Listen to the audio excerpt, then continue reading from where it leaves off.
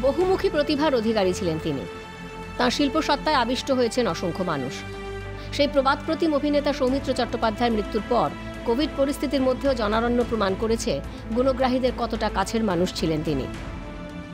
কিন্তু মৃত্যুর পর সেই সৌমিত্র চট্টোপাধ্যায়কে ঘিরে উঠে গেল রাজনীতির অভিযোগ। তার মৃত্যুর খবর পেয়ে বেসরকারি হাসপাতালে পৌঁছে যান মুখ্যমন্ত্রী মমতা বন্দ্যোপাধ্যায়। শেষ যাত্রায় অংশও নেন তিনি। প্রয়াত অভিনেতাকে দেওয়া হয় গান স্যালুট। এখানেই সরব হয়েছে বিরোধীরা। তাদের চাচাছোলা আক্রমণ। জীবিত অবস্থায় সৌমিত্র চট্টোপাধ্যায়কে কোনো রকম সম্মানই দেয়নি রাজ্য সরকার। 2011 সালে ক্ষমতায় আসার পর সৌমিত্র চট্টোপাধ্যায়কে একাধিক কমিটি থেকে সরিয়ে দেয় তৃণমূল, অথচ তারাই মৃত্যুর পর সম্মান দেখাচ্ছে তাঁকে। সৌমিত্র চট্টোপাধ্যায়ের মৃত্যুর পর তার মরদেহ নিয়ে এই বাংলায় অনেক নাটক হয়ে গেল, রাজনীতি হয়ে গেল।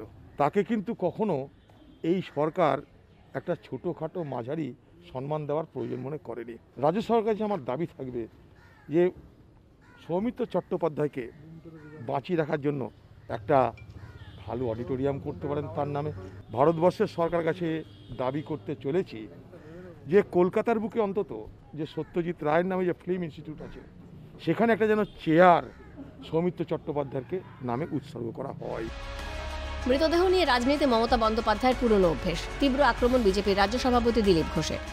মৃত্যু হয়ে গেলে ডেড বডি নিয়ে রাজনীতি করা তার পুরনো অভ্যাস। জঙ্গলমহল থেকে ডেড বডি তুলে নিয়ে আসতেন।